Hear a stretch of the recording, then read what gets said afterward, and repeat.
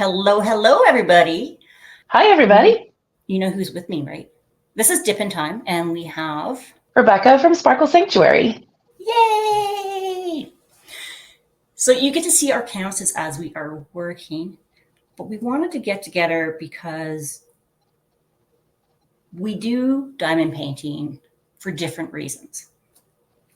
I do diamond painting because it is my mindful grounding place that relaxes me and calms me. What about you, Rebecca? What got you into diamond painting?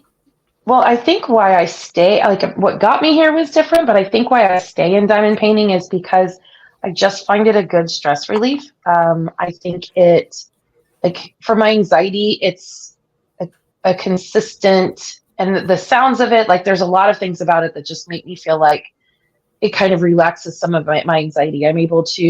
I'm a multitasker at heart. I love doing multiple things. And so I like that I can do diamond painting and listen to videos or podcasts or whatever and have both of those things going so that my brain doesn't constantly go, because my brain is never quiet. It is a noisy place. I think ADHD makes it so that I can't ever stop thinking. And when you have anxiety and you can't stop thinking, then you tend to fixate on your anxiety, like whatever is stressing you out. Say there's a situation at work, whatever is an example. And then later on in my day, I think about it. And at night when I'm sleeping, I think about it. And diamond painting shuts all of that off for me.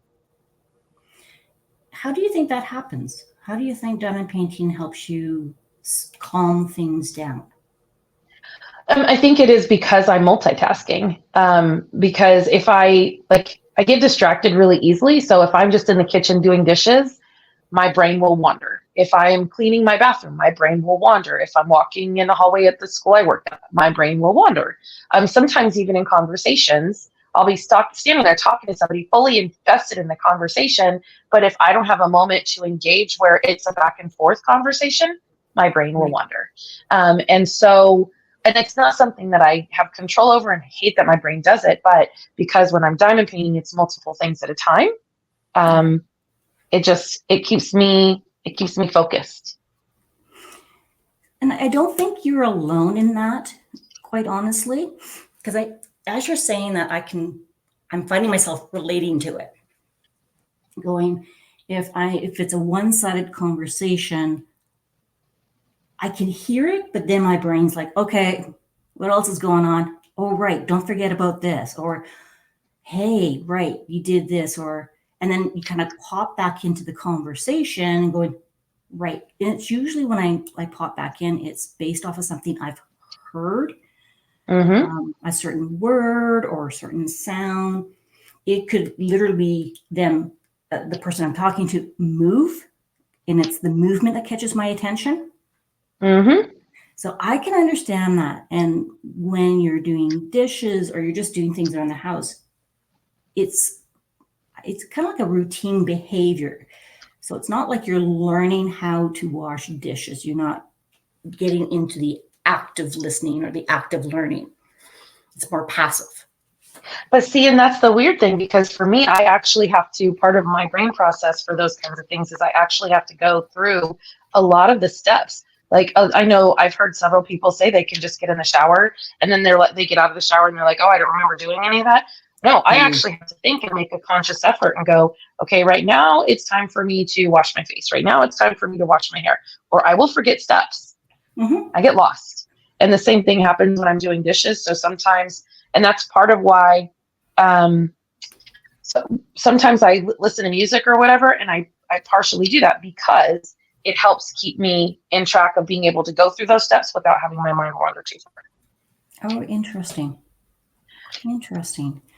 But I would suspect that you're not alone in that either. I also, people. Right? And even in conversation, like when I'm talking, if you say a word or phrase and it's a phrase or word that I know from a song, my brain will actually go to those song lyrics. And I'm singing the song in my head while you're continuing on talking. Yes. Oh my goodness. I do the exact same thing, and I don't know all the words, but I will start humming to it. So if somebody walks up to me and says hello, I don't just automatically go hello. My brain says, hello, it's me, or hello, is it me you're looking for? Yeah.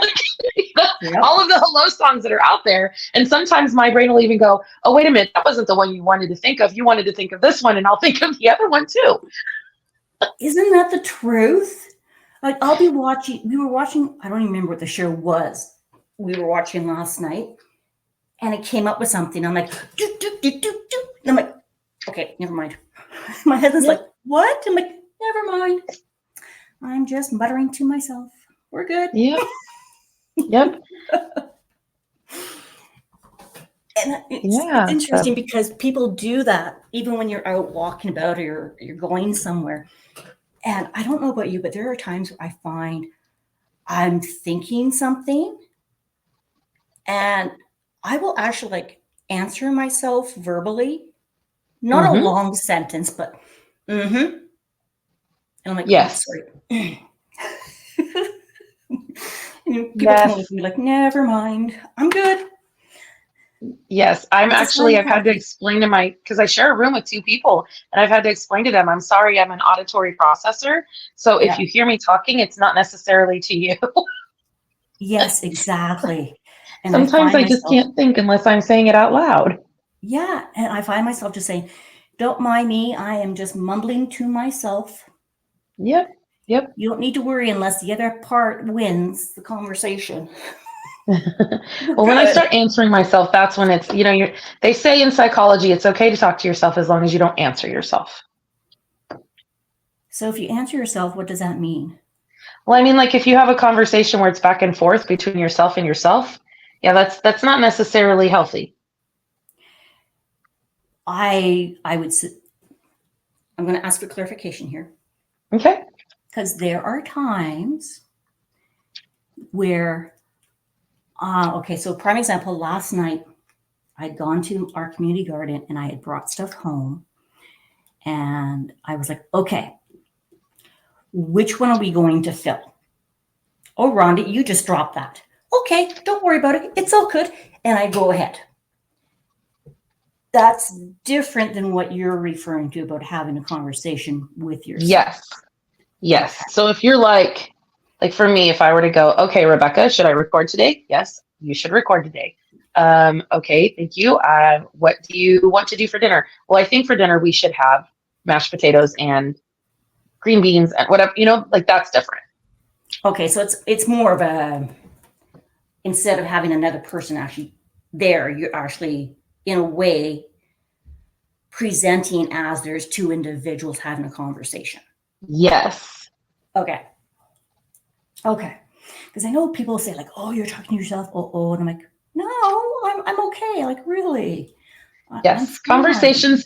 That's a totally normal thing to do, especially if you have ADHD or trauma or neurodivergency of any kind. Yeah. That's actually fairly normal, and it's misconception.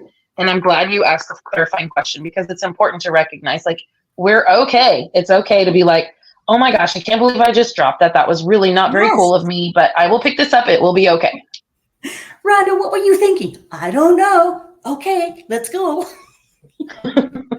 It's like, oh, I've done this or I've done that, or Rhonda, what were you really thinking? I don't know. It seemed like a good idea at the time. Right. And I don't know about you, but for me, I find that sometimes without thinking about it, and I'm getting a little more comfortable with it, is I actually do that when I'm experiencing something and I'm trying to process what's going on. Yes, that's auditory processing. And it's something that I've either haven't been allowed or I was taught that you don't do certain things. So, for example, when I first diamond painted, I was like, oh my God, these are not straight. And I'd get mad at myself and I would actually start talking quietly to myself like, it's okay, Rhonda. This is not like the end masterpiece that you are selling for millions of dollars. It does not have to be completely straight. So I find I do it as a part of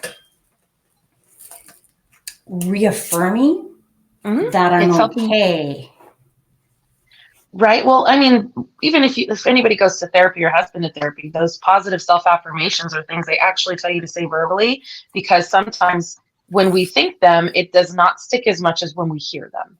And Right. so that's why when it's auditory processing is actually a thing, because it helps us kind of go through the thinking process out loud so that we make sure that we're on the right track. Right. And so part of that I'm finding as I'm learning about this, going through therapy and trauma therapy in particular, is that it's hard to say certain things. Yes. And when it does come out, it's like, oh my God, it's a fact. It is real. It is not just my Yes. imagination. Mm-hmm. And I'm like, oh my God, I want to take it back. Please let me take it back. Like, can I undo it? Okay, we just backed up. Let's do it re-over. But it's also just hearing the words come out and the way it feels in my mouth. I don't know if that makes sense. Yeah. But when I hear certain words, I feel certain ways, and I cannot say certain things. Yet when I'm like, okay, it's safe, you're here, it's not then, it's just a word. It's just a word. It's teaching myself or relearning that it's just a word. Yes. That break that association with it. And it's so part of that I find is like boundaries. Mm-hmm. When I know when a boundary is being approached, being hit, has been crossed, and it's really hard to actually vocalize that I'm not okay with this, but I don't know how to explain to you that I'm not okay with this. And part of the other piece is, am I allowed to not be okay with that? Yes. I understand what you're saying. Yeah, I think this is having a way, I don't know, having a way to kind of calm your brain from those thoughts and feeling like you have a safe place to go is super important. That's kind of why I named my channel the Sparkle.Sanctuary, because I feel like for me, diamond painting is my sanctuary. And I can see that. I can understand that. I can appreciate that. That's kind of why mine is Dip in Time. Dip is a reference to my ferret, who is Dipper.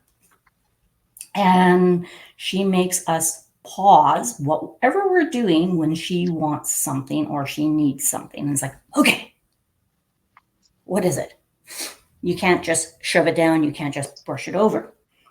And the Dip in Time is the opposite of Step in Time from Mary Poppins, where everything is sequenced. It's all the same. It is together. There's no fluidity to it, really. When I think of Step in Time, I think of like military marches. Everything is practiced and where Dip in Time is pause, get curious, ask questions, make mistakes. It's the process of how do we reconnect with acceptance of just pausing. Yeah. That's cool. So, we've been chatting for a little bit, but we haven't actually maybe we should talk about what we decided to do here, why we decided to do this, and what our plan is for the future. What our hopes are, I guess. Not our plan, our hopes for the future, I guess. Yes. No, and that's great. I sometimes will forget that I've already had all these thoughts and plans and then just get right into it. And people are like, Rhonda, what are you talking about? I do too. I was trying to be mindful of what I didn't we probably should have had some kind of thing written out, but I think these off the cuff conversations are kind of helpful for people to hear like the reality of what it's like when you're, talking and thinking about mental health stuff. So, Yeah. Do you want to start or you want me to start? You can go for it. Okay. So, if you don't mind, I'll just go ahead and just give a backstory of how we got to here. Absolutely. Okay. So for people listening, Rhonda and I went to the Crafters Paradise retreat, and I met this lovely person there, and we kind of chatted and became friends. And one of the things that we connected on was the fact that we both work in the mental health field. And so once I'm done explaining this, maybe we can both talk about like what we do in the mental health field and why we think this is important. But anyway, because of that, I'm sorry, I keep bumping my phone with my pen because it's so close to my canvas. I hope I don't make anybody nauseous with bumping it. Just pay attention to Rhonda's side of the screen. Oh, no, because I'm fighting with my squares. Okay. Well, we'll be fighting these struggles together. Yes. Anyway, so while we were there, I was encouraged to start a channel. And Rhonda was one of those people that were trying to encourage me. And in that process, she said, if it would help make you feel better, we could even do, I did it again, we could even do a collaboration, and maybe it could be mental health themed. And I left the retreat. I said, okay, well, I'll think about that. I left the retreat. I went home. My family encouraged me to start a channel. And so I did. And after I started feeling a little bit more comfortable with understanding the process of like editing videos and things like that, I said, hey, Rhonda, we mentioned this. And I had a situation fairly recently at the moment that I reached out where a close family member of mine had been called selfish for setting boundaries. And less than 12 hours later, I was called selfish for setting boundaries. And I was like, this is a mental health thing that I'm not sure people understand. Like, setting a boundary is not selfish. If you're trying to compromise, that's not selfish. Asking to have somebody to be willing to have conversations with you just so that they don't always get their way is not selfish.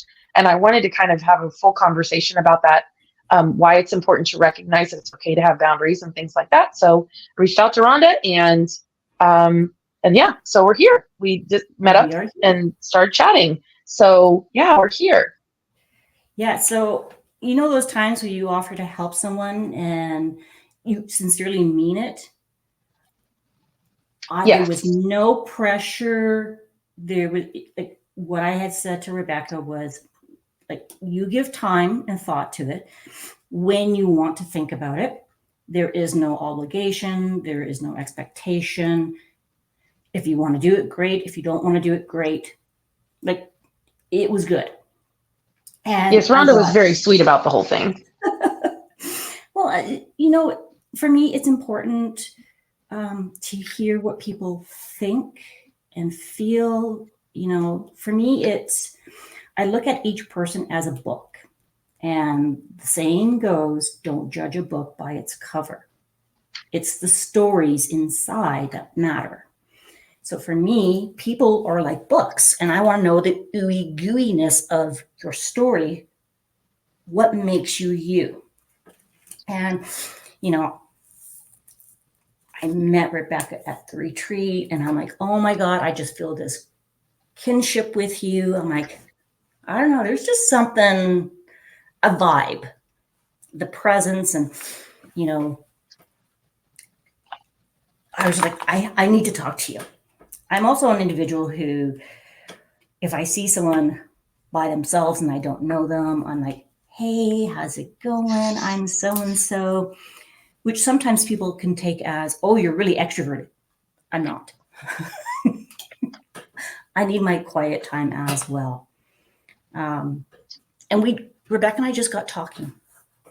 And you approached me, actually. I was kind of sitting by myself, and you approached me. Yeah, I which did. was very sweet. I did. You were working on a beautiful canvas, and I'm like, hey, what are you working on? Kind of. Because when you don't know people, you don't know what their what their comfort level is with meeting people. Some people are like, hey, how you doing? And I sometimes can be like that if I'm feeling very comfortable. Now, mind you, when I was coming to the retreat, I had a very interesting experience with traveling. And I was at a point where it was like, you know what? You either like me or you don't like me. I don't have the capacity to really put up my shields anymore or my masks. And Rebecca and I got talking and discovered that mental health was important for both of us. And we kind of was like, and we had some really good, deep conversations. Yes. And it wasn't like, you need to tell me everything. It's like, no, you tell me if you want to, at whatever level you want to. You know, whatever you say to me stays here. I'm not going to share it because it's not my story to share. Yes. And I think that's important too, that, you know, it's your story. It's nobody else's stories. And you can have two people in the same area with the same story, but they're not going to be the exact same. Yes, because you can have a shared experience, but a different perspective. Exactly. And that's kind of where I am with my diamond paintings. Is I got into it as something that I could try and do, because at that point I had been working and things in my past just kind of came up and I was unable to go back to work. And it's like, okay, so what do we do now? Like, everything I have built defined my life of who I was, what I was worth, and so forth. And it's really hard as a trauma survivor. You build your world based on a lot of expectations, learnings, and trying to figure out exactly who you are and what do you like. Yes. Right? You have all these expectations from everybody else that you just automatically learn them. And I call them masks, where depending on which situation I'm in, you'll get a different portion of me. Because all of them are me. It's just, if I'm in a business situation, then it's more of the professional Rhonda that you will get. When I'm with animals and kids, it is more of the silliness. It's just different. And what ended up happening was I ended up going in and getting training for a peer support worker. And I became a peer support worker. And one of the organizations that I volunteer with is specifically to do with traumatic PTSD for people who have it. Now, PTSD it results from trauma, and it is usually seen as a singular event. Now, Rebecca, jump in at any time. The only thing I want to add is that I feel like, very sadly and unfortunately, it is an overused term. People will claim to have PTSD just because they're like triggered in a moment by something somebody said and they're upset and they're like, oh, you gave me PTSD from that. And that's not how it works. No. And that I find incredibly frustrating and demeaning to those people who truly have PTSD or complex PTSD. And I would tend to agree with you. We get, as a society, we get into these terms, these trendy terms. Mm-hmm. Same thing happened with narcissist. Yeah. Yep. Sorry. No, absolutely. And it's interesting because, yes, a person may experience something in a moment because of something or someone. That doesn't necessarily mean you have PTSD. You have to be Yes. diagnosed with PTSD. It is not something like, oh, I have all these symptoms. No. What they're beginning to realize is there's a difference between PTSD and complex PTSD. Complex PTSD is where an individual experiences multiple traumas over a time. It can be childhood, it could be living conditions, it could be war zones, a variety of different things. It can be earthquakes, it could be a car crash, but it's how a person is able to process what's going on. And they're finding that complex PTSD, there is a lot of it related to childhood. Mm-hmm. And so this foundation that I work with, we are doing different things. It's all peer support. It is not, we are the professional, but I find it has helped me on my journey because I thought I had everything sorted out. I was changing the cycle. I broke it and, things are going to be better. And I was in a working situation that was bringing things up. And I was like, no, I've got it. I can do this. I'm not them. And unfortunately, my path changed. And, it brings up a lot of, what did I do wrong? I did everything I was supposed to have done to change it, and it still did not work. And it's not that what I did was wrong or I wasn't good enough. It was, as I'm learning, what I learned and what worked for me back then doesn't always work in current situations. So for me, I use creativity as my exploration of relearning who I am and what works and allowing myself that opportunity to be curious. Because as adults, we're supposed to have our crap together and we're supposed to know everything. And you've got responsibilities. You need to be an adult. I'm like, I've always been an adult technically because I was doing all the stuff that everyone's like, ooh, they're so mature, I'm like, well, yeah, because I never had a childhood in certain ways. Yeah. Right. And you see that and you learn that, I don't know about you, Rebecca, but for me, it was like, I know I had a rough childhood growing up, but I was always taught, well, it could have been worse. So-and-so has it this. Like, you at least have that. So you always kind of minimize. Mm-hmm. And it's like, no, I can't have that. Like when I was initially advised that, Rhonda, you have PTSD. And I'm like, no, I don't. I wasn't a frontline worker. I didn't go to the wars. I didn't live in poverty like these countries. Like that wasn't me. So I can't have it. But that is just one piece of it. That's not all of it. And honestly, I think for a lot of people who are diagnosed with it, that's exactly the response that they have because I had the same response.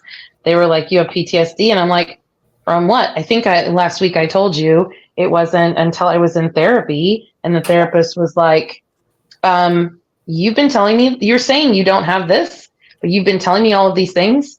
So this actually happened and you're not framing it correctly and you need to open your eyes. Yeah. And it wasn't until that moment. And she was like, you have PTSD and which is complex PTSD is the version I have.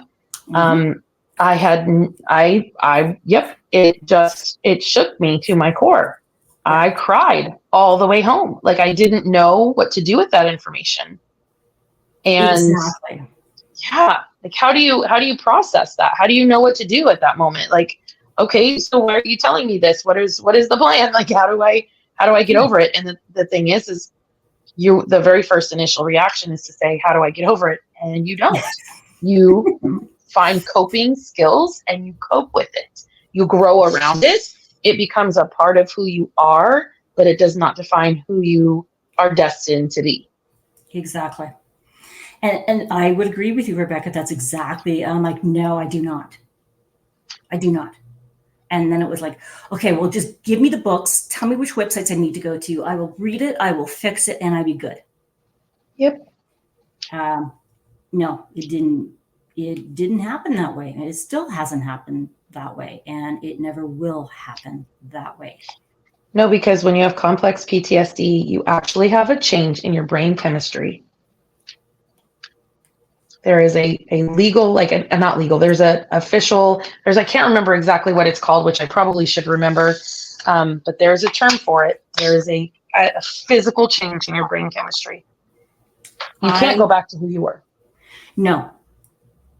And you make a very good point in that, even in just like general talk, where people like, I grew up, I did this, it changed me, even if it wasn't something traumatic. And you're like, oh, if I could go back, I would change this. And it's like, but would you? Because you're not the same person. Yep. Right? And the other part I know for me was my age.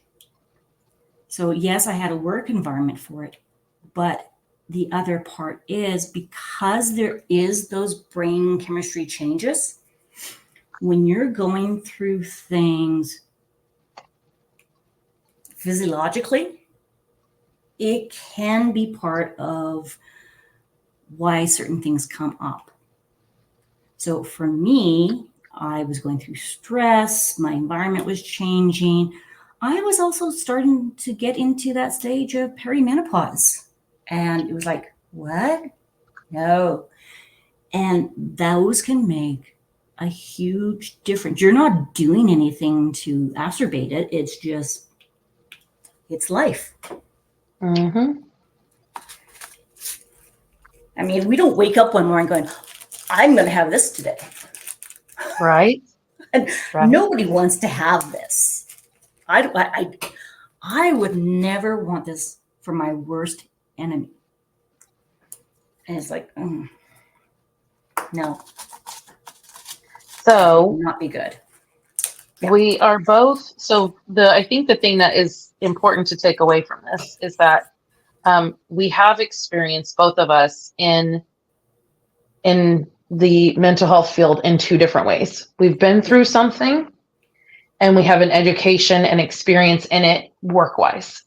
Yes. So, I also, like you, have a history that at some point, I think I delve into it somewhat a little bit on my channel sometimes.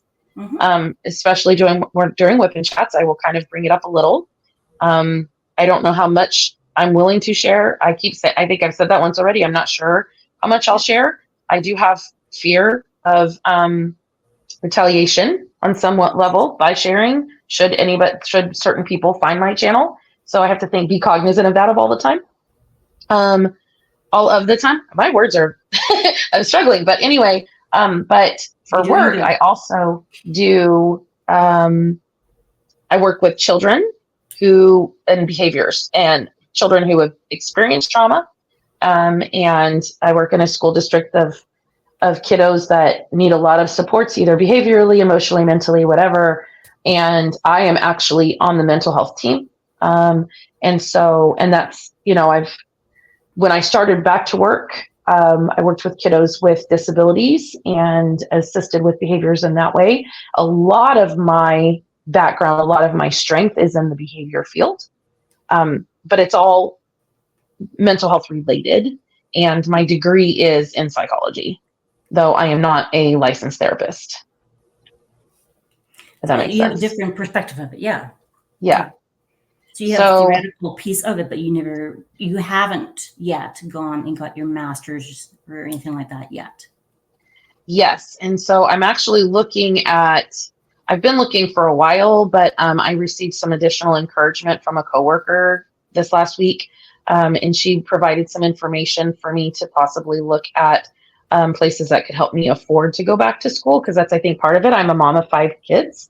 Technically, 2 of my kiddos are adults. One of them is in college and one of them lives with his girlfriend, but they're 21 and 20. Well, one will be 20 in October, so 21 and 19.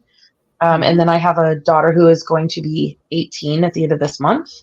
And then I have twins that are going to be 16 at the end of next month. So they're all close in age. You must have had them when you were all little, because you must have had them all when you were little, because you're not that old. I'm going to be 45.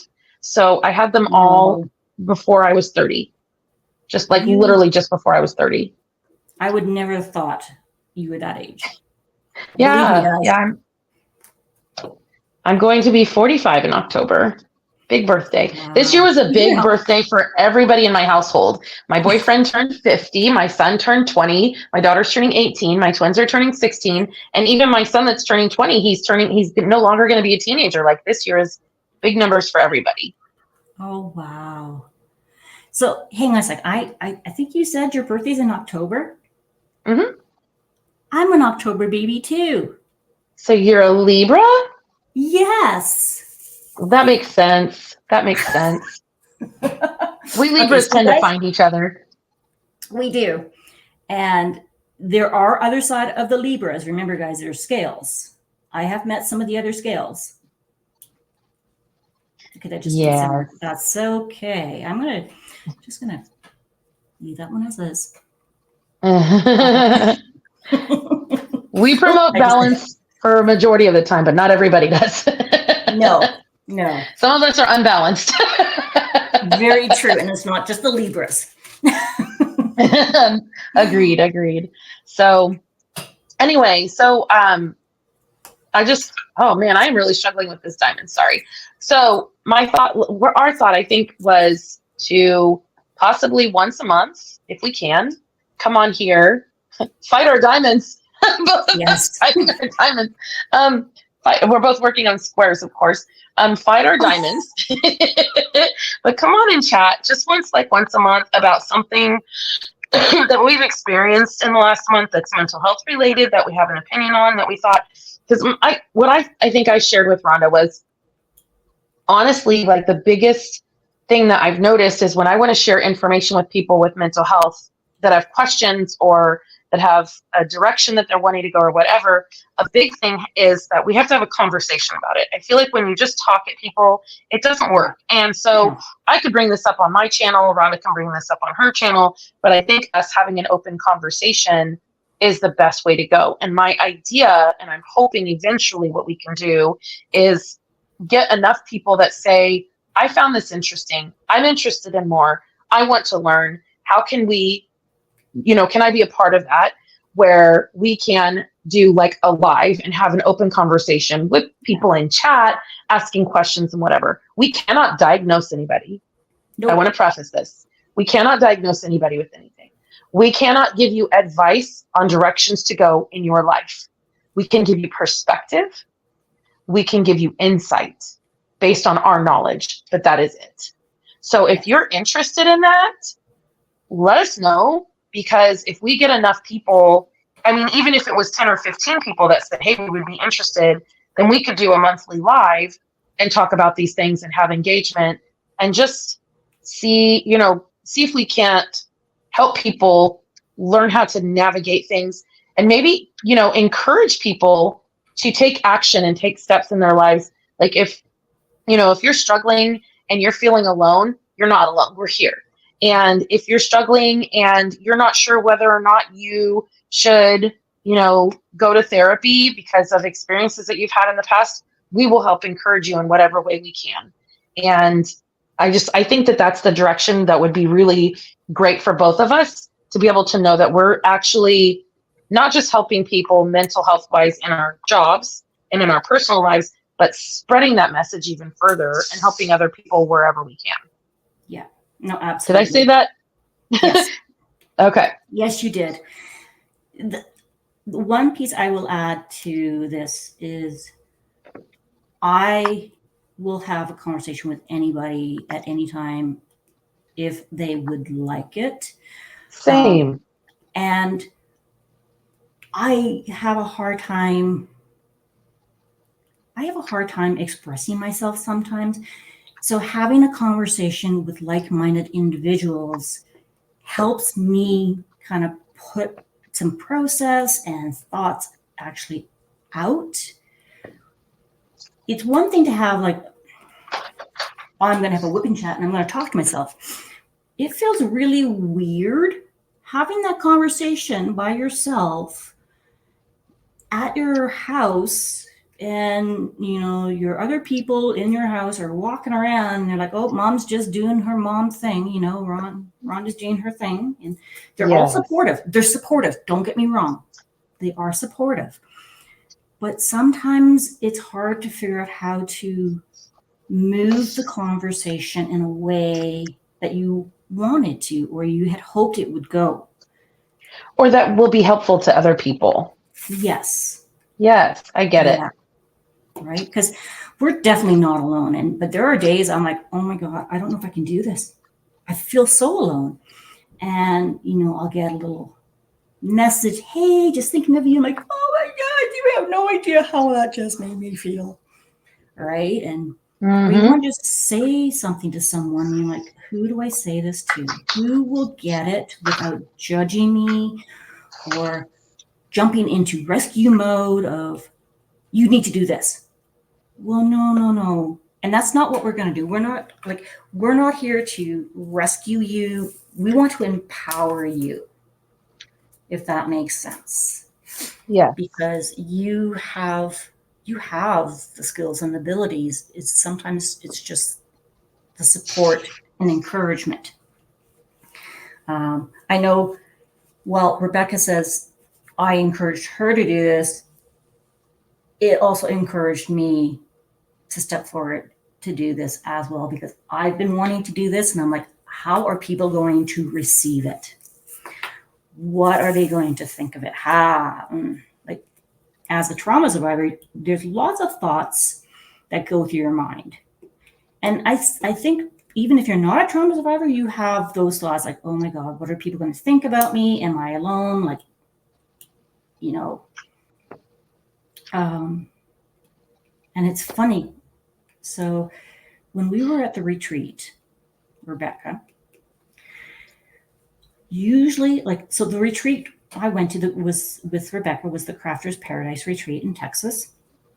It was the first time I had ever been to Texas.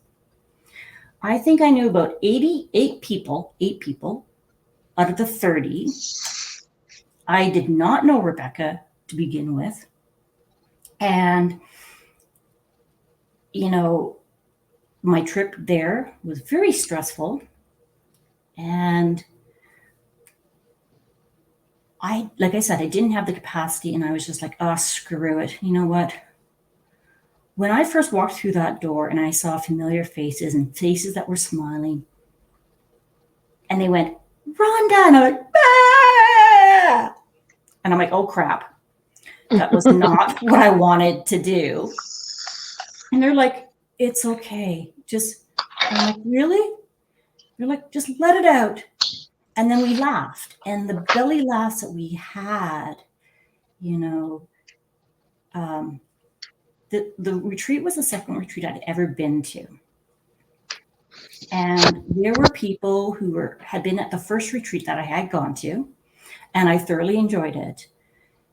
But this retreat was different for me in many ways. And I had people come up to me and go, I have not seen this side of you. Oh my God, you are a hoot.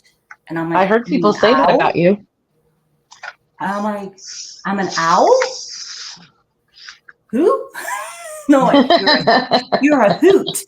And I'm like, well, I sometimes can come across as either really quiet because I am trying to figure out the lay of the land, or I can just be really silly, goofy, and then regret what I've done.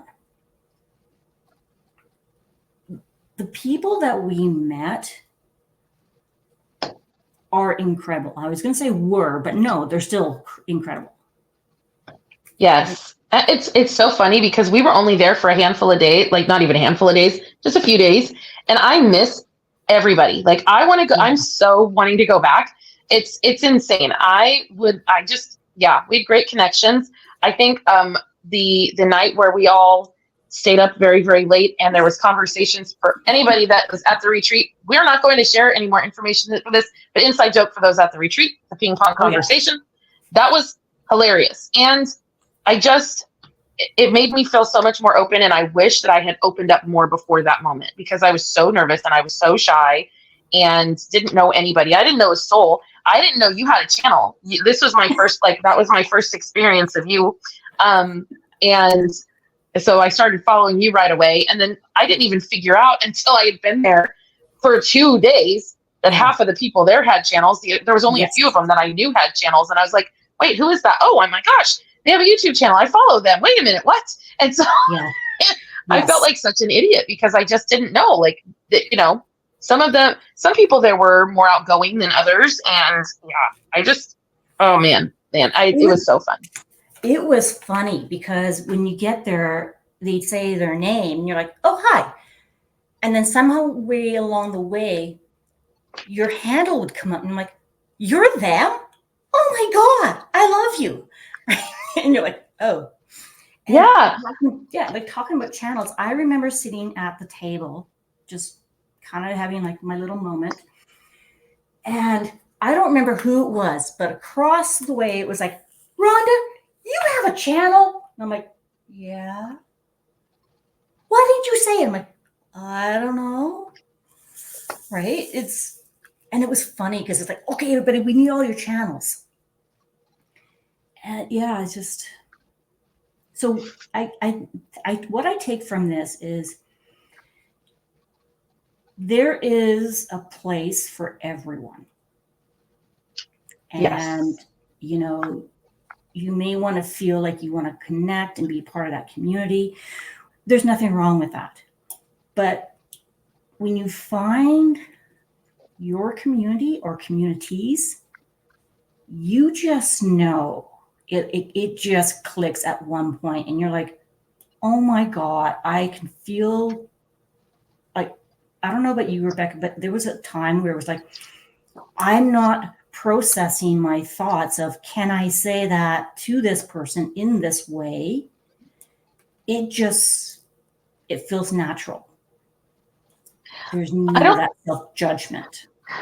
I don't know. I felt I had yes and no, because I had different conversations with different people. Yep. And so there was some things that happened that I saw a little bit differently and behind the scenes.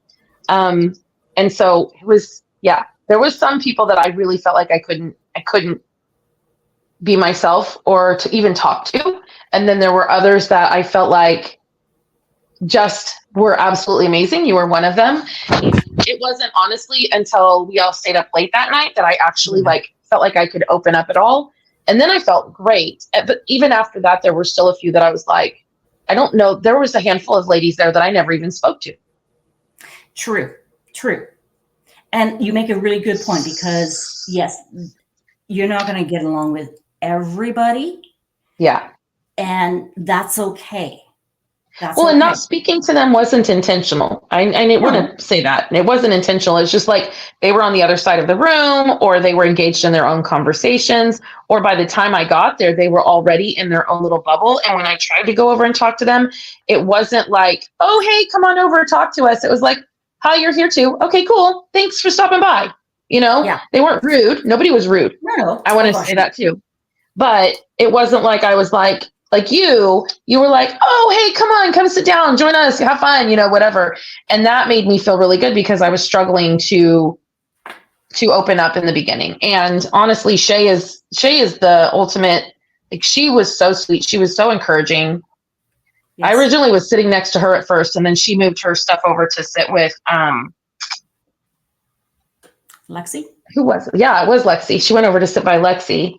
And I think that's about the time that you came over and sat or came over to say hi to me because I was over there. So I left to go. Like I said, I didn't know anybody at this retreat. I only knew Shay online and engaging in her content.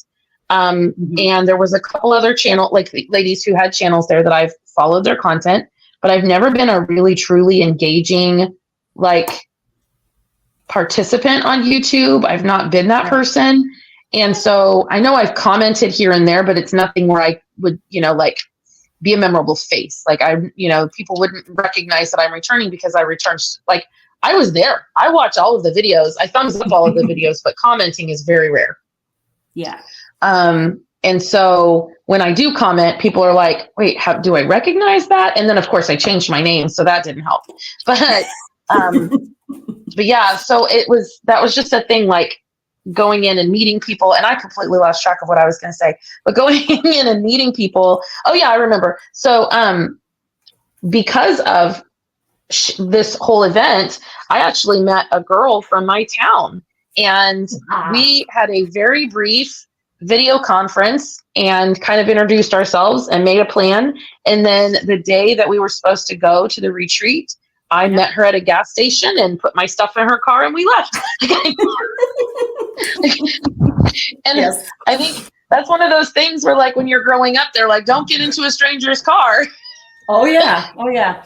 That's exactly it.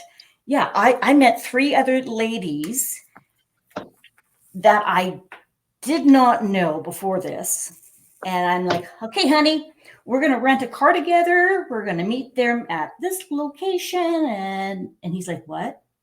Okay. Who are they? I'm like, oh, they're people from the online, it's all good. Right. My son's like, but Mom, didn't you say not to take rides from strangers? I'm like, okay, well, I guess. We're all friends on Facebook now, and I met them on the retreat. We had a Zoom meeting. We're good. Yeah, exactly. I can show you what they look like. No, that's not what I meant, Mom. I'm like, oh, right.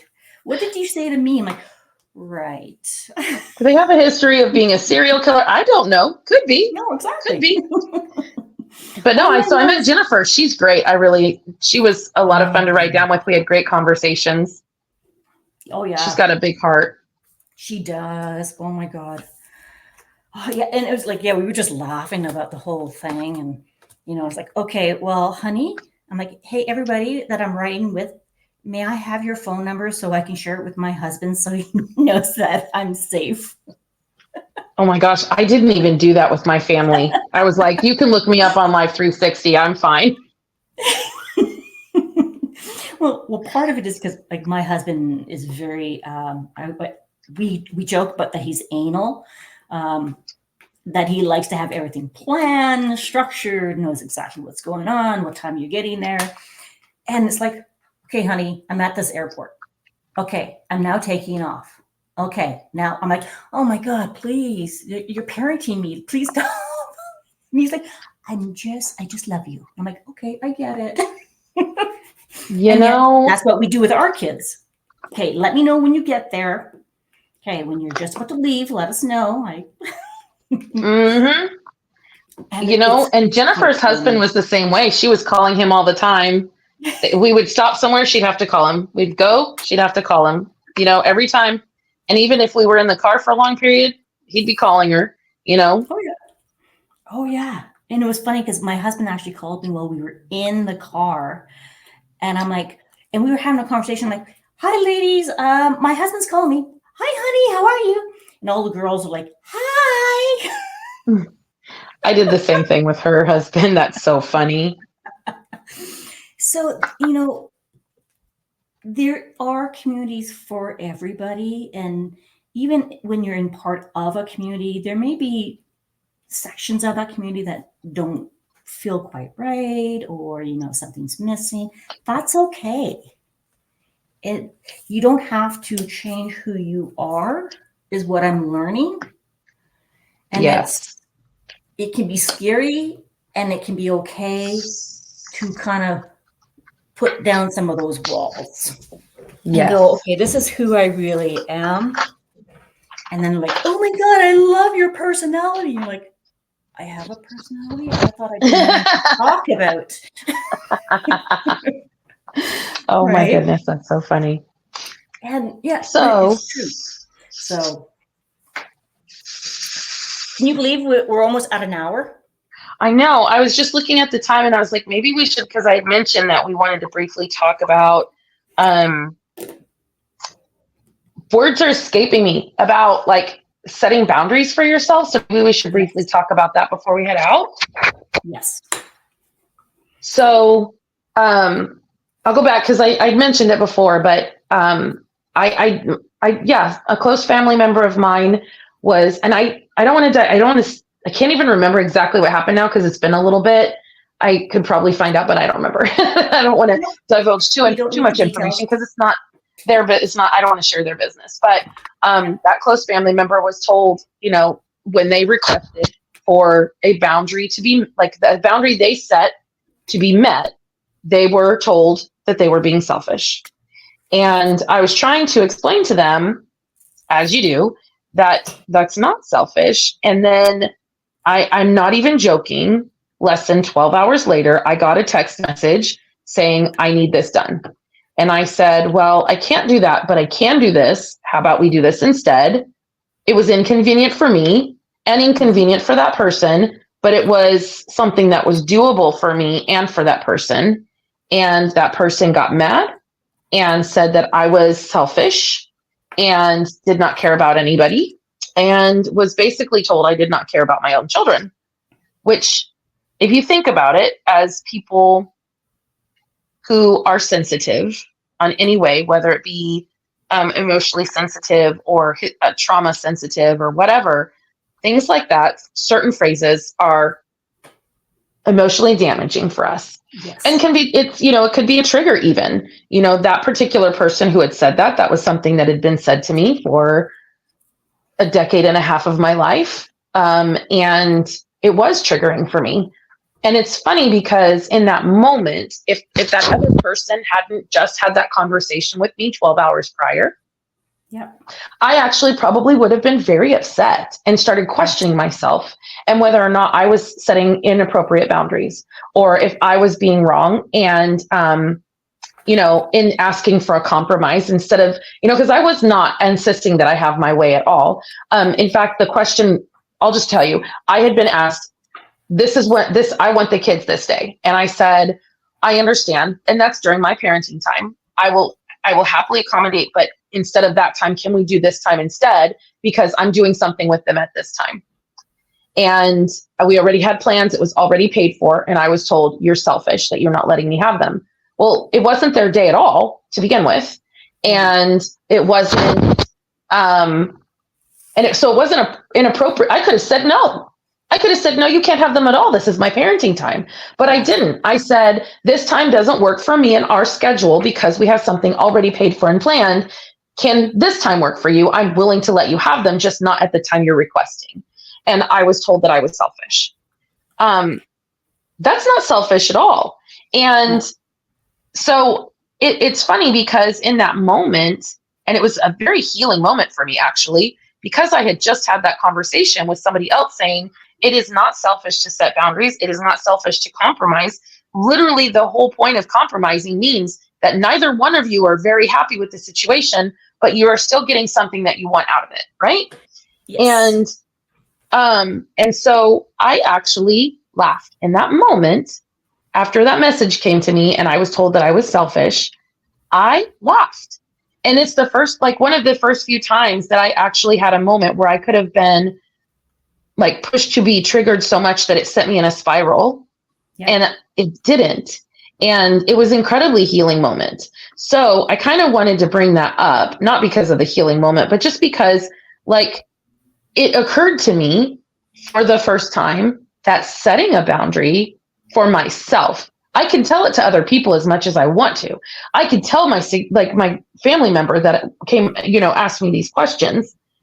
I could tell them that it was inappropriate for somebody to call them selfish in that moment, but it didn't ever sink in for me because of the trauma history. So I just kind of wanted to share like why it's important to recognize that setting boundaries and knowing it ahead of time, so that when people do call you selfish or people do say that you're wrong for wanting to compromise, that you can be prepared and say, no, this isn't wrong, because compromise doesn't mean you get your way.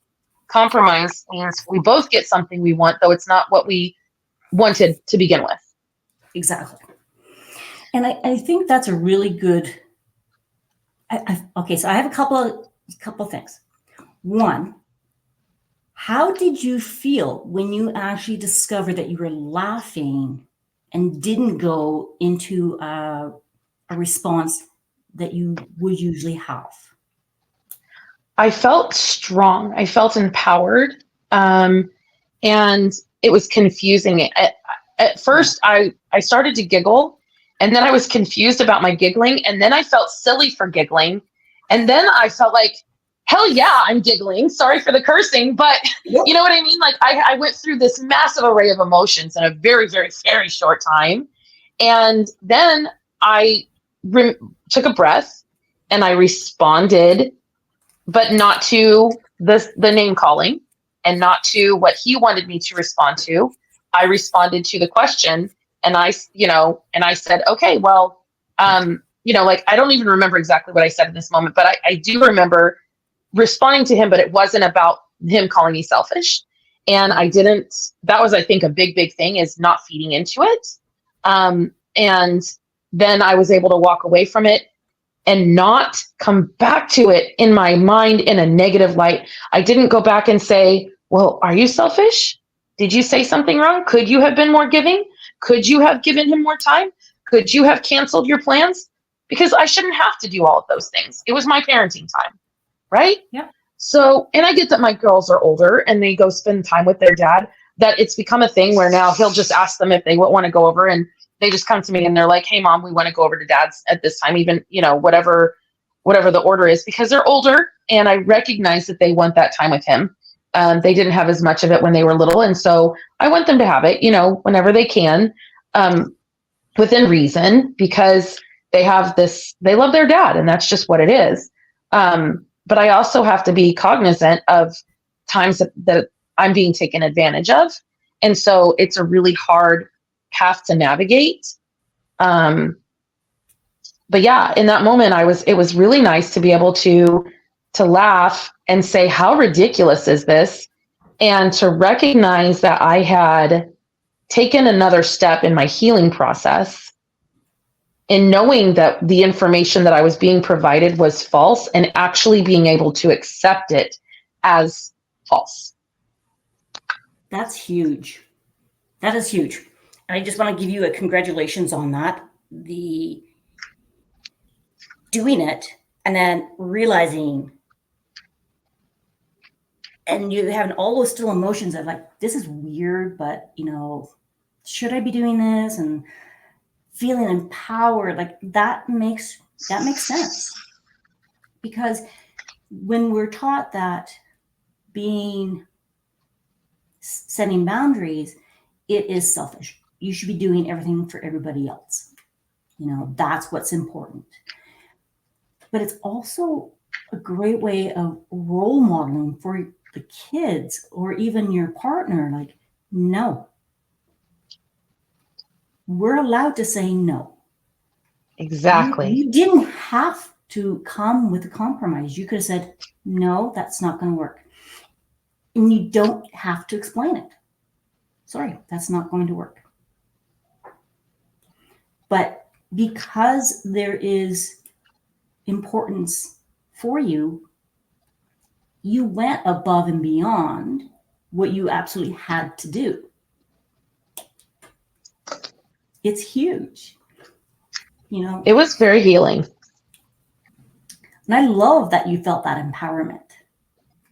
Because sometimes we notice it and then we're like, okay, I have to do this next time. And if you don't do it next time, then you start beating yourself up. Oh, that was only a one-time shot. But they're not exactly the same. Yes. Well, and I think part of the empowerment came from, it was two reasons. One is because didn't give in. I didn't cave to what he wanted because I was called the names that I'm afraid of hearing. Selfish is a huge trigger word for me because I want to be as selfless as possible my entire life. That's how I was raised, to be selfless. And it's more than that because like I'm a faith-driven person, and that's what we're called to do, is to, give the shirt off of your back, right? Yeah. And so to hear somebody call me selfish is a major slap in the face. It goes against everything that I've ever attempted or wanted to be. I want to be there for people. I want to give them things. And that's why I'm always willing to compromise. So it was empowering in that way, but it was also empowering in that I didn't feel guilty for setting that boundary. Yes. I didn't, I was like, you know what? This is right. This is okay. I literally just got telling this person that I care about that it's okay to set boundaries and to have those boundaries and to expect people to follow those boundaries. And when they don't, to say, fine, you don't need anything. Right. And so to have a moment where I was like, I set my boundary and I stuck to it and didn't immediately go into a spiral of, oh my gosh, I was called selfish. Am I selfish? What am I doing wrong? Am I even leading my life right? Am I a horrible person? Why am I here? Like, what am I doing with my life? What am I doing with myself? And spiraling, I was like, no, I did a good thing here and it's okay. Yes. So the gaslight didn't work. Yes. You actually had the extinguisher and went, no, I don't think so. Exactly. That is another one of those key phrases that I think gets overused. People do not understand what gaslighting is. No. Anytime anybody says anything and they're like, well, I didn't actually say that, you're gaslighting me. No, that's not what that's about. That is a conversation that I think we could have in another one of our videos. We could definitely talk about what gaslighting actually is. If anybody's interested in that, let us know, because I think it's well misunderstood, overused term that makes it so people believe that everybody in this world is narcissistic and out to get them, and it's not true. But there are definitely people who are, and I think because the term isn't used correctly, people, men, women, children, are being victimized every day, and they don't even know it. And I think that is a very good topic to have, because I know for the longest time, and in some cases, I still am like, is that gaslighting or is that not gaslighting? I don't know. And because they're not always clear. Right. The other one that I find is, what's it called? Gray rock. Yes, gray rock. And I'm like, what do you mean by a gray rock? So like there's certain terms that are just said and people mean well by them, but it's not used in the right sentence. And both of those are terms for people with personality disorders, whether it be narcissism, sociopath, psychopath. There's, all of those, that umbrella of terms. Flying monkeys is another one that's thrown around that's not really right. Golden child, again, is another one. These are terms that I had to learn intensely in therapy. And so I think, we can absolutely have a conversation about that and give information about it if people are interested. I would be happy to have a conversation about how that works, what it's about, and why it's important to know the truth behind what these words are, because we can't just accuse people of being something that they're not. Somebody can be a horrible person and not be narcissistic, Yes. Oh, yes. Yes, absolutely. So, yeah. So anyway, what are your really fast? I'm so sorry. What is your thoughts on like what we were talking about, the idea of setting boundaries and not actually not being selfish with that, like being called selfish in times when somebody is just trying to get something out of you. Do you have any other thoughts or anything to add to that?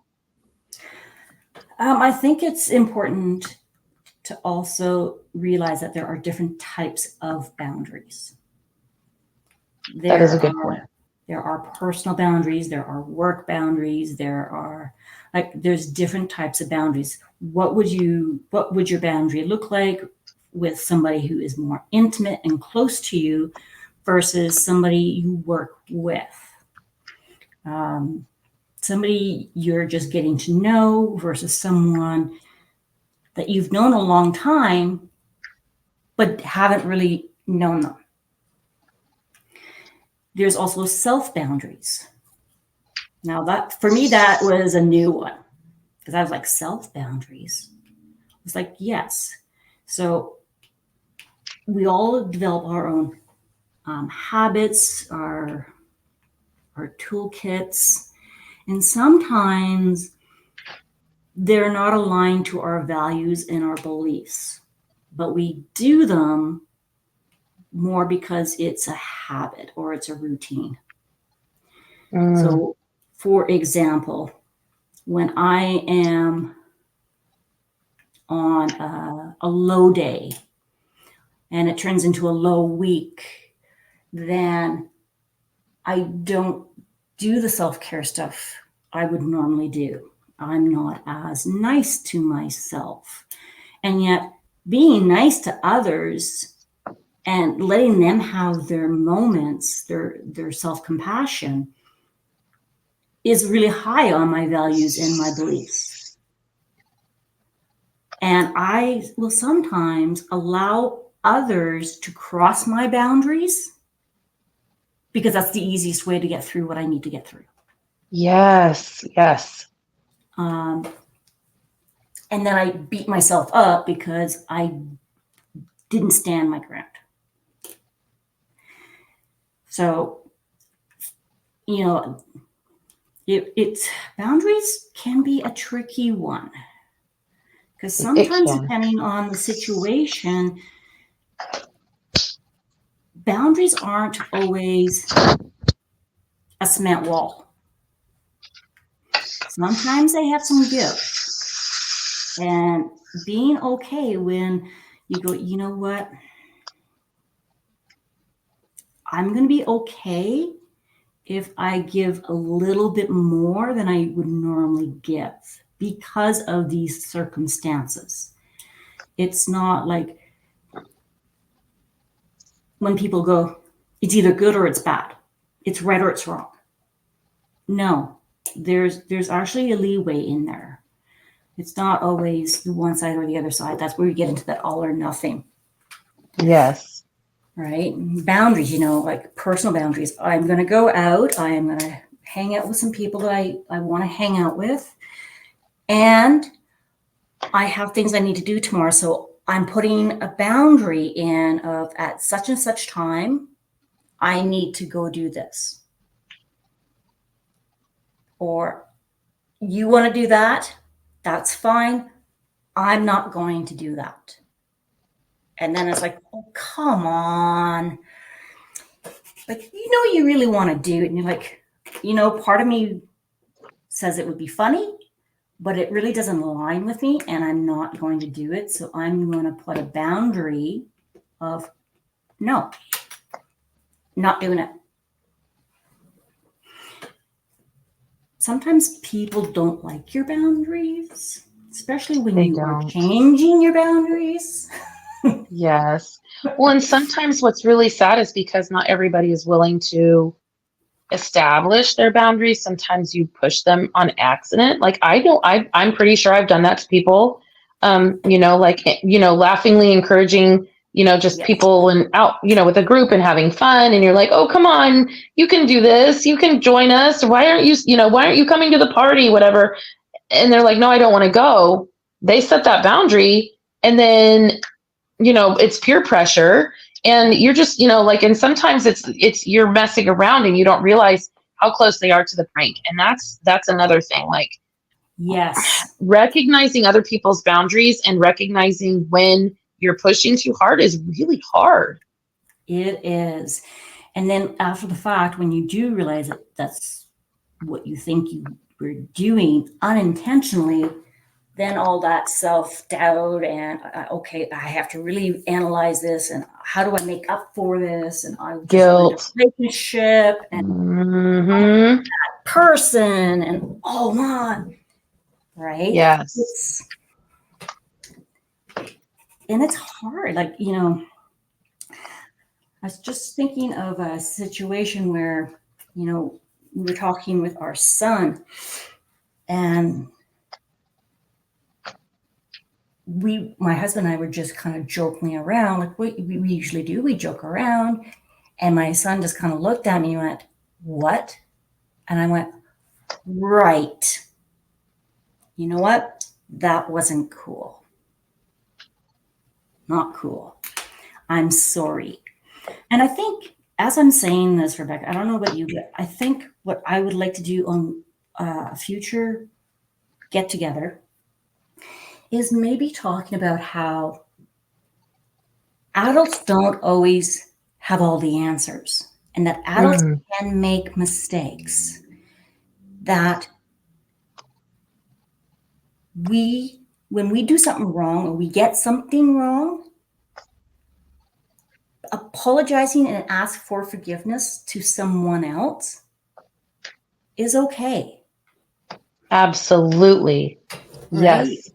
Because I know Yes. when I grew up, it was like adults all had the answers. They were right, we were wrong. It didn't matter. And I'm like, but that's actually not what happens. Like, no, you're wrong. It's like, okay. Yep. And then you start doubting yourself. So you know, that's what I've tried to do with my kids is if I've done something and they were right, I will go and I will be like, you know what? I was wrong. I am sorry. Because that's how we teach our kids to believe in themselves, to stand up for Yes. themselves. And if we're always saying, you're wrong, you're wrong, you're wrong, they're going to grow up thinking that they're wrong. So, how do Yes. you change that as an adult?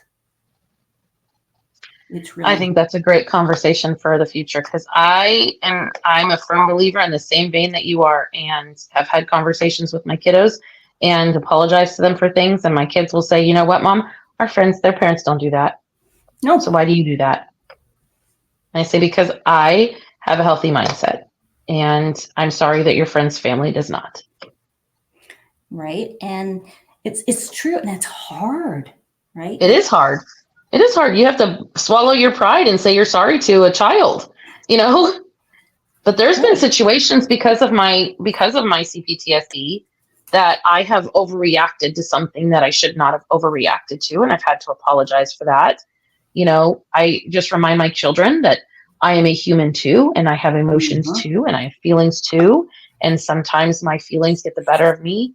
I should not have let Yep. it, and I should have been a better adult, and I'm sorry. Yes. And we're human. Hmm. We don't have all the answers. You know, just because we're an adult and we're a parent doesn't mean that I went to school to learn how to be a parent. Right? Man, I wish there was such a thing.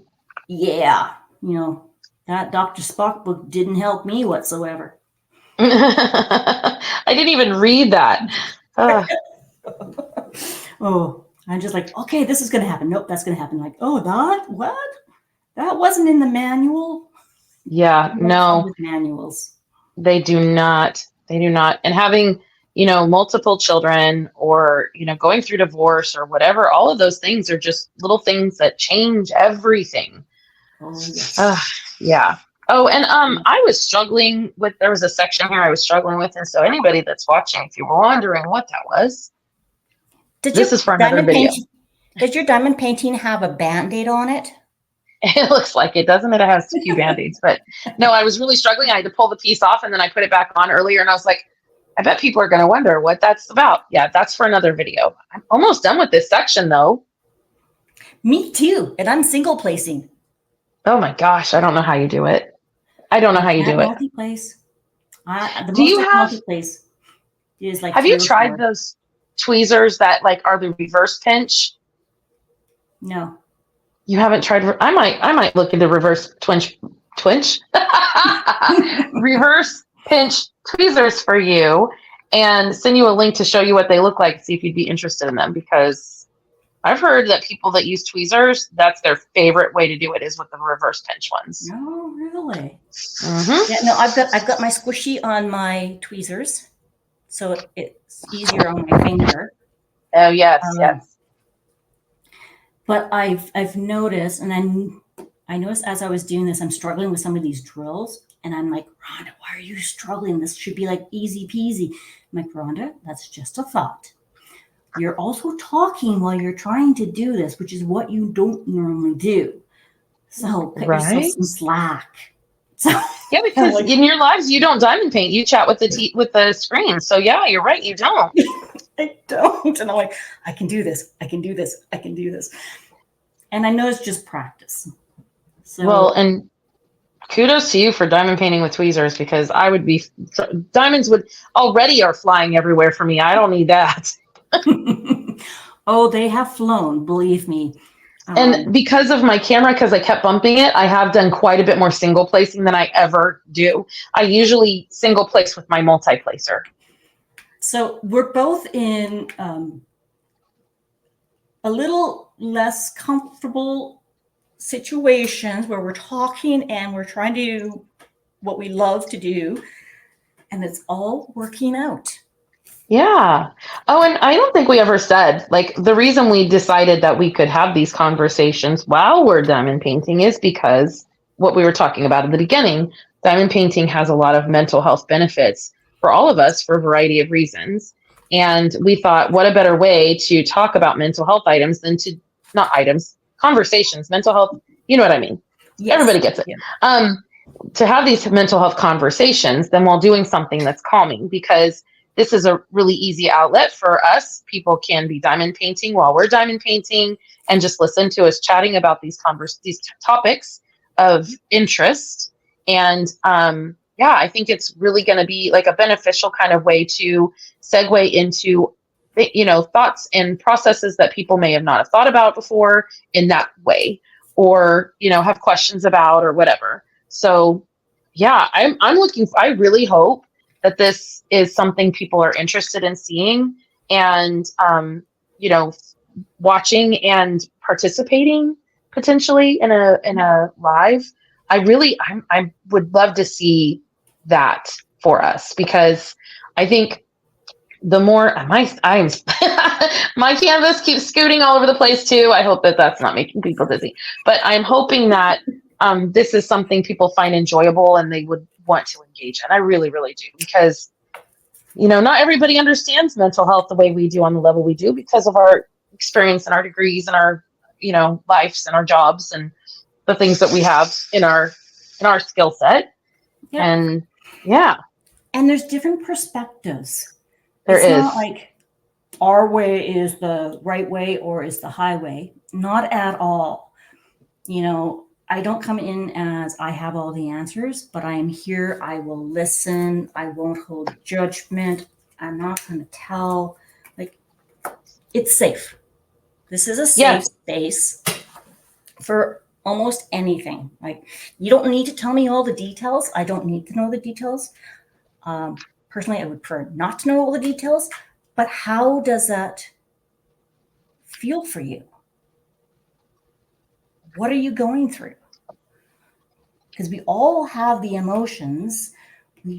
Sometimes we don't like them, and we don't know what to do about them.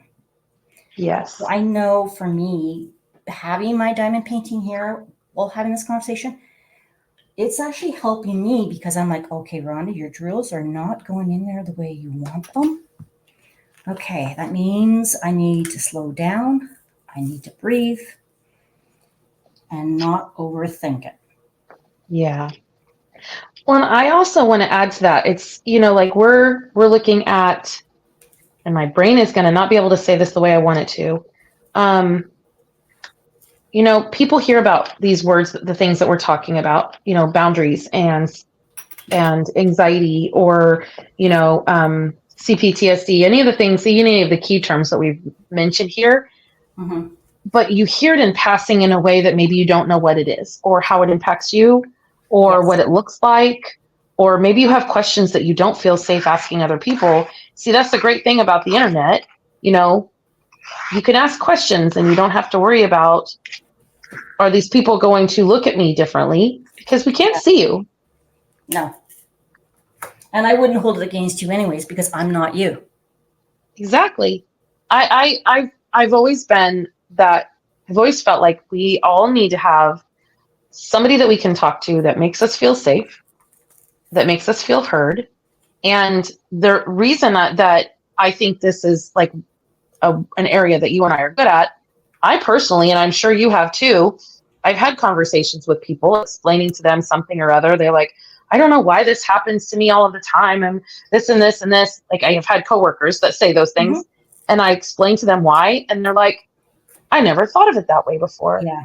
Or, wow, you explained it in such an easy way for me to understand. Or, I actually had a coworker that told me that I have done more for helping her understand her childhood trauma than her therapist had, because I was able to relate it to things that in a way that made it easier for her to understand. I think sometimes when we go to therapy for many, many years, we kind of get to a point where we're not always saying the words that they need to hear to understand where we are. Well, you make a very good point, because there's times where they're like, okay, this. And I'm like, no, that's not, no, I'm saying this. And they're like, okay, this. I'm like, no, how do I say this so you understand what I'm trying to say? Because when you're growing up, you're not learning how to express it to somebody. So how do you know what you don't know? Right. And having that space to go, you know what? And I know, like, I don't usually talk about this topic with just anybody. It is someone where I feel comfortable. I feel like I'm seen, I'm heard. You're just sitting there with me. You can relate, but I'm not looking for you to fix it. Yes. I need to understand it. You're helping me process it. So when you're sitting there and having that conversation, it's like, oh, you mean that? Oh, now I get it. Yes. Yes. And I think also, like, I think people go to therapy. Here's my big thing. I think people go to therapy and they expect that they're all created equal. And they're not. Not only are they not created equal, but a therapist that works for me may not work for you, and vice versa.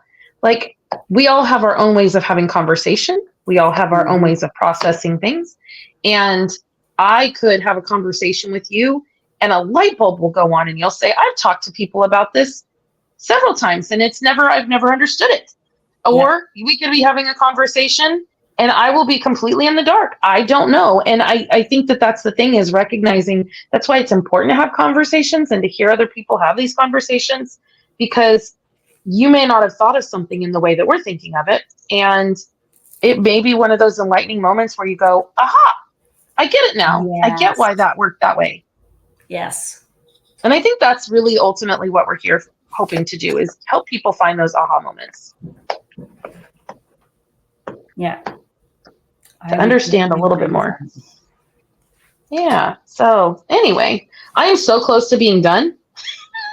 Like, I know, like, most people, when they're watching these videos, if we stop right now, I have a feeling there are going to be people that are unsatisfied. So I am trying to very quickly finish these last little bits so that I can give that satisfaction of having a completed square. Because aside from obviously this little thing here, that will not be completed, but it's covered, so it's different, right? Yes. And I'm glad you said that, because I'm noticing that I'm like, hey, it's not finished, but you know what? I'm ready for a break. So I'm just going to straighten mine. So for those that are okay without having a finish and being okay to come back, I'm going to finish the rest of this. I'm just going to straighten it. So I've got my straightener. I don't know about you, but I love straightening my drills. Uh-oh, you just cut out for a second. I'm sorry. Can you say that again? I love straightening my drills. Oh, yeah, I don't bother. Like this one, I mean, sometimes I will. But this diamond painting has the glue on it is pretty slippery. And when I go to push one, they end up all moving. So when I'm pushing them around, I actually have to put my fingers over them and hold down the rest of them.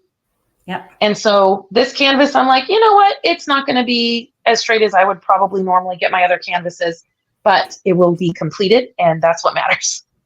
Yeah, exactly. Well, and the drills will will move slightly anyway. So I'm like, okay, I don't know. I think that's part of me where I just like things aligned, and Hmm. because I don't get the suction, the popping sound with my tweezers, I get it with my straightener. Oh, that makes sense. That makes sense. Okay. Okay. Yeah, I see that. Well, my section is finished. If you see mine, my section is finished, which means that all I have left to do are these little squares, and then my diamond painting is complete. I Yay! am so excited about that. That is awesome. So which That canvas are you working on?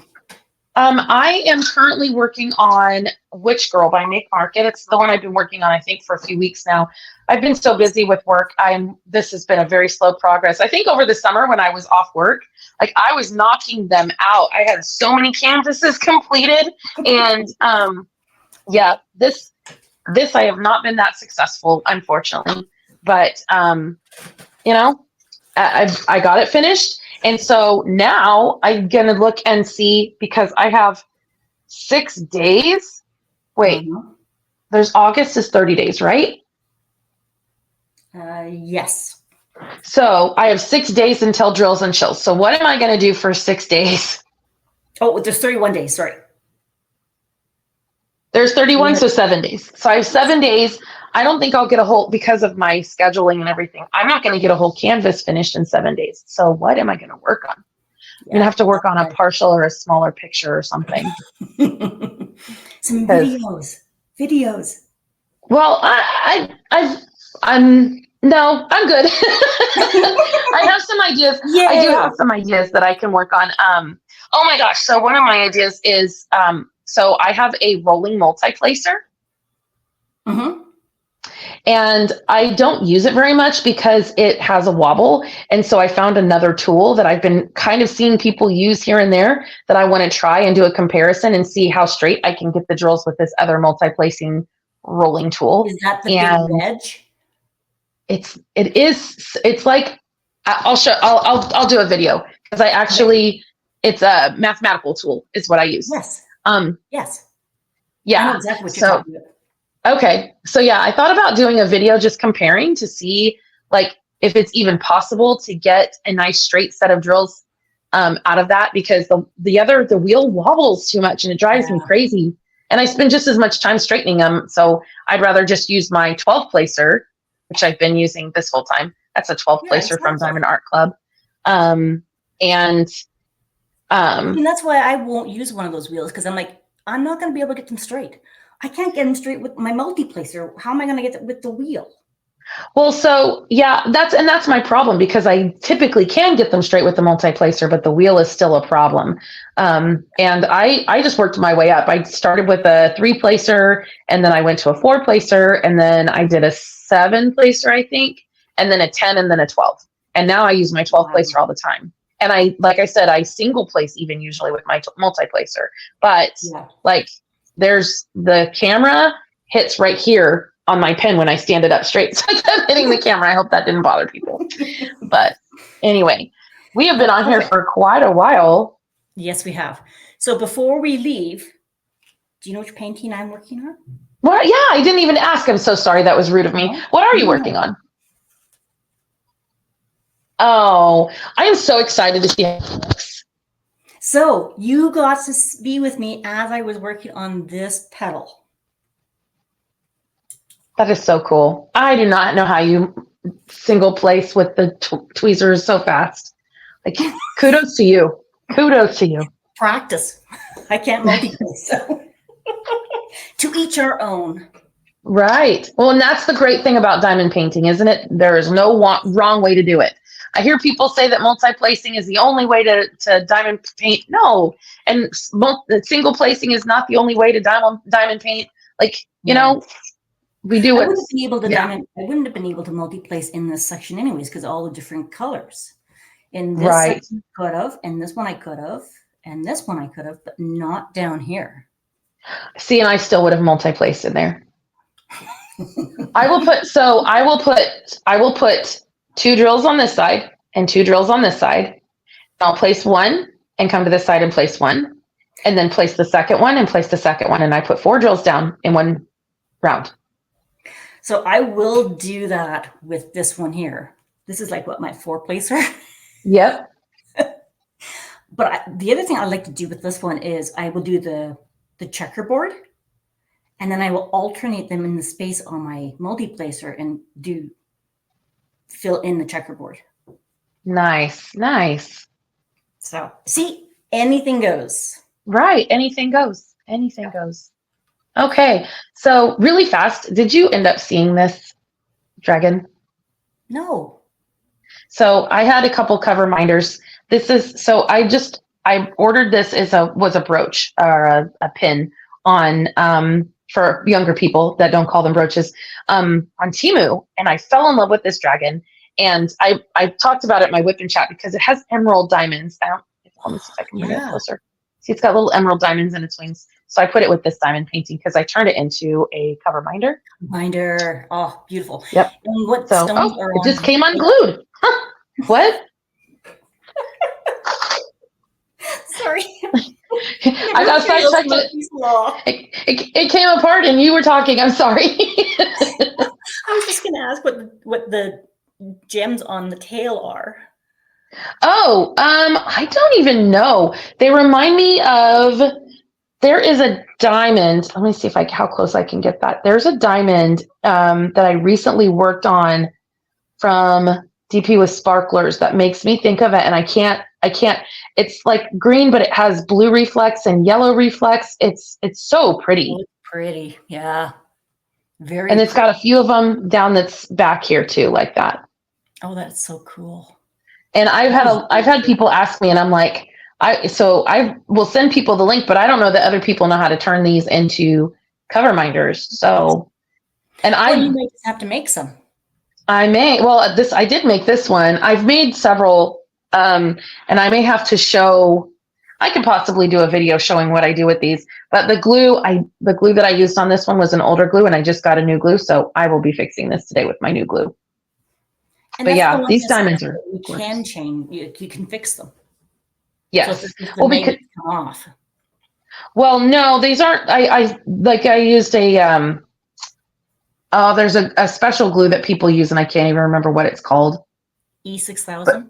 Yeah. I had an old E6000 though. It was kind of dried out, and that's why it probably didn't work. It was too gummy. But no. So I can't change it out. It's just. I purchased some, and I also purchased some new magnets, and that may help too. Oh. I purchased better magnets because, So I may make this a better dragon, but it's kind of difficult to explain how to make these in a very, very short time. So that's why I may, if people are interested in that, I may make a video of that too, like how I make cover minders. But I don't make them to sell them. I did sell a few at our retreat, but unintentionally. But I don't know. It's one of those things where I enjoy doing it. I also bought all of the stuff so that I can try making a resin tray, a trinket tray. Yes. So I'm like one of those people that's like, here, let's make a video and I'll show you how I epically fail learning how to do this craft, this new hobby. So I know my channel is a diamond painting channel, but I considered doing let's see if we can make a diamond painting trinket tray. Making a video. Oh my God, you are my sister from somewhere else, because that's exactly what I was planning on for my stuff too. It's like, I see these videos and I'm like, oh, I could do that. Let's do that. Oh, that so did not turn out like that. Well, and typically, because I'm one of those jack of all trades kind of people when it comes to certain kinds of crafts. This is one of those things. I've done resin before, and so I feel like I could potentially be successful. So I bought all the supplies. I'm just waiting on the rest of the resin to come in. So who knows? I will probably do a video where I'm like, let's see if I fail. Let's see if this is a win or a fail. I might have to watch that because I bought a resin kit downstairs and I haven't pulled it out. Really? Oh yeah. Okay. I am one of those where it's like, ooh, that is so cool. I need all that stuff. So I go and get it. And then it's like, I don't know how to do this. Yeah. Well, and I've watched like one video. I didn't even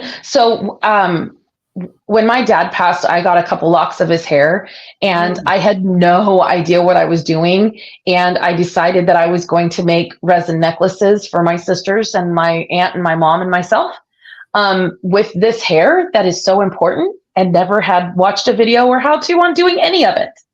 So that was a learning experience and Oh yeah. nerve-wracking experience. And they didn't turn out perfect, but I think they turned out pretty well for the first time. And like I showed on my channel, I tried resin. I made myself a keychain with sand from the beach.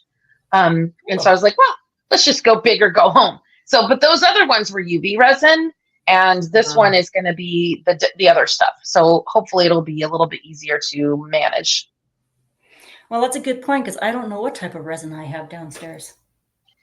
So yeah, there's two kinds. The UV resin is a little bit softer. So if you're wanting it to be durable and stand up long term, they recommend the mixing. I can't remember what it's called. The other kind that's you mix the two different kinds together, and then it hardens over a 48-hour period. Okay, so that's what I must have because the kit has 2 bottles in it that I have to mix. Okay, then yes. And so I went all out. I bought stuff like butterflies to go in a tray, and I bought dye, and I bought glitter, and I bought um what else? I bought like little pieces that are different shapes, like flowers and things like that. I bought these like actual dead flowers to go in there. like Oh yeah. So I was going to do that, and I was like, stop. well, and You have to I try it bought first mold before you seed. decide. Right. Well, so the kit that I had 3 different sizes of trays. And then I found another kit that's like, those grinders for separating drills. I don't Yeah. have one of those. And so it was a kit to make the grinder. Oh, And I was like, ooh. So I pulled that and got that too. And then there was this other looking at, because, for the retreat, I made a little fishtail cover minder. yeah. That I gave to everybody. And I was like, well, this will be fun. It'll be something I can give everybody a little thing. Well, I was going to try and do something for the retreat again this year. And so I purchased this other thing, and it ended up not being, it's way bigger than I thought it was. So I have to keep doing some research, but I have an idea for something that I want to make everybody that we did not get at the retreat last year that is diamond painting related. So I was like, ooh, see a need, fill a need. But that means I have to learn resin. Yeah, no, exactly. Well, and I'm hoping that they'll tell us the theme pretty soon, because I would like for it to match the theme if possible. No, exactly. So anyway, So on that note, right. I put my elephant here, and as you were talking, I was like, oh my gosh, we were literally talking about the elephant in the room, and I'm working on an elephant. That's hilarious. Oh my gosh. That is hilarious. I would hope, I'm hoping that, I hope the people have enjoyed our conversation. They have found it helpful, insightful, curious, and safe and comfortable. Agreed. Yes. And I'm really looking forward to doing our next one for next month. Me too. There are so many different topics we can talk about, discuss our own perspectives, what we have found works, maybe something that hasn't worked, because we always have both. Mm-hmm. And if you guys watching, thank you for watching. Let us know what you thought of this. We'd love to hear your thoughts. If there are topics you would like to discuss or have us discuss, bring them up, by all means, do let us know, because your voice does matter. Well, that's why we're doing it. We're doing it for them. So yeah, that's the only thing that matters. Yeah. So I want to say thank you to Rebecca. Thank you for being you. Oh, you're very sweet. And being here with me on this topic. And I thoroughly enjoy our conversations. I am so glad I had the opportunity to meet you and get to know you. You do bring a sparkle into this world. Oh, And your name is absolutely beautiful, Sparkle.Sanctuary, because we all deserve a sanctuary. So thank you. well, thank you too. I really I was not anticipating anybody being so open and kind. Like your approach to me at the retreat was really everything. And I just can tell that you are such a genuine and kind soul.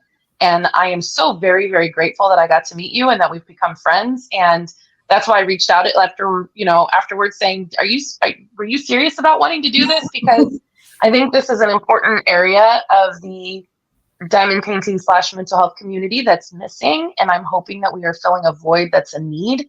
And I'm hoping people like this because I enjoy this. I enjoy sharing information and learning information and just helping people along their journey in life. And, whatever way that we can be a safe place for people is amazing. And I just really appreciate anybody who listened to this for taking the time to let us be that space for you, and for sharing any of your thoughts and feelings, because you don't have to. And it's just, yeah, I'm very grateful to just have this opportunity. Yes, very grateful and very honored to have this opportunity. It's important.